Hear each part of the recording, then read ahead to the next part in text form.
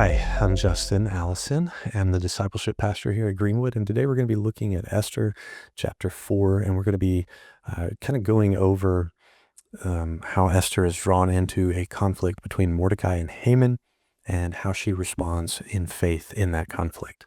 So let's look at the text today in Esther chapter 4. It says, when Mordecai learned about all that had been done, he tore his clothes, put on burlap and ashes, and went out into the city, crying with a loud and bitter wail.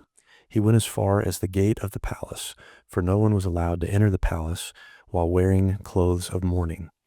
And as news of the king's decree reached all the provinces, there was great mourning among the Jews. They fasted, wept, and wailed, and many people lay in burlap and ashes. And so in this, Mordecai has put on the mourning clothes, and so have other Jewish people, and Esther finds out what's going on through a king's servant. And so she wants to know exactly what's happening. And so Mordecai uses that servant to relay to her what's going on. So this is what he says in verse 7. Mordecai told him, the servant, the whole story, including the exact amount of money Haman had promised to pay the royal treasury for the destruction of the Jews. Mordecai gave Hathach a copy of the decree issued in Susa that called for the death of the Jews. He asked Hathach to show it to Esther and explain the situation to her. He also asked Hathach to direct her to go to the king and beg for mercy and plead for her people. So Hathach returned to Esther with Mordecai's message.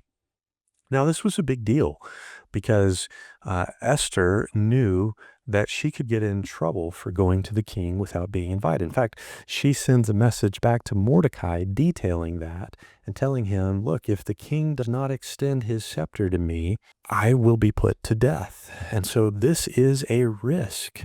And so Mordecai responds back to her by letting her know that she is Jewish. She too will face this extermination decree if she does not take this action. And he kind of drives the point home by saying, who knows, perhaps you were made queen for just such a time as this. And in saying that, he's invoking this divine perspective that God, who is in control of all circumstances, has put Esther in her situation, perhaps for this exact moment. And so when she hears that from him, we see that it changes her attitude.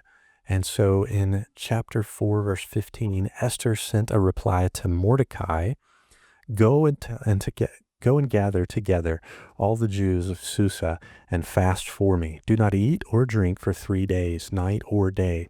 My maids and I will do the same. And then, though it is against the law, I will go in to see the king. If I must die, I must die.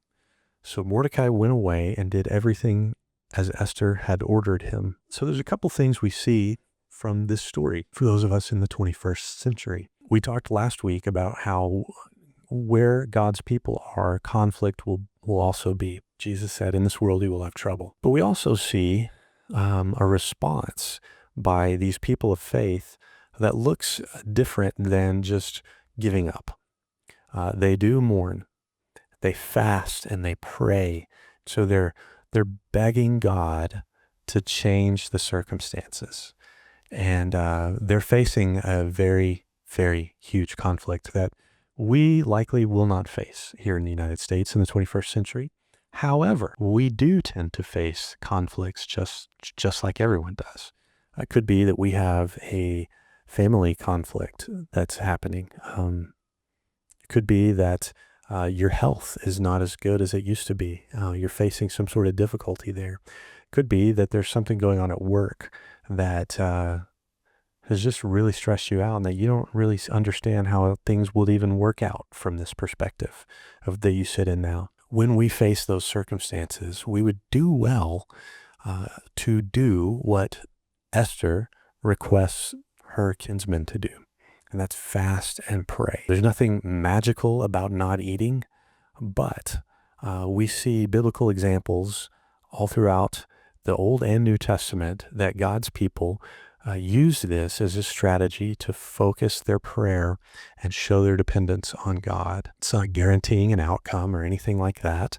But when we are fully devoted to seeking the Lord's will in a specific situation, then we can be like Daniel's three friends who were in the fiery furnace, to where they said, "We're not going to obey the king.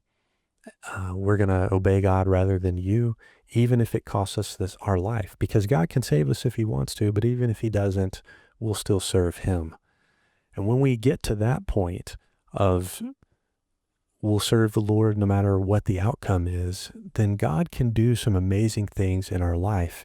And in fact, God used Esther, we know from the rest of the story, in this unique circumstance. And so that's really the other point, is that God has placed you as his people who follow him. He has placed you in circumstances where he can use you to change things.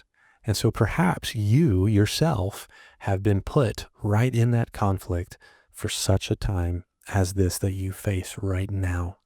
So I encourage you to use that strategy of fasting and praying to see what God's will is for you to do, and to strengthen your devotion in him as well. And so maybe that means that you find a meal in the next few days that you're going to skip, and instead you're going to spend that time praying to God, or something else. And so I hope that this will help you in those circumstances. And I just want to remind you that I would love to talk to you more about these things. You can email me, jallison, so that's JALLISON @greenwoodbc.com. And you can come find me in between one of the services over at the information desk, and I'd love to talk to you then. Y'all have a wonderful week.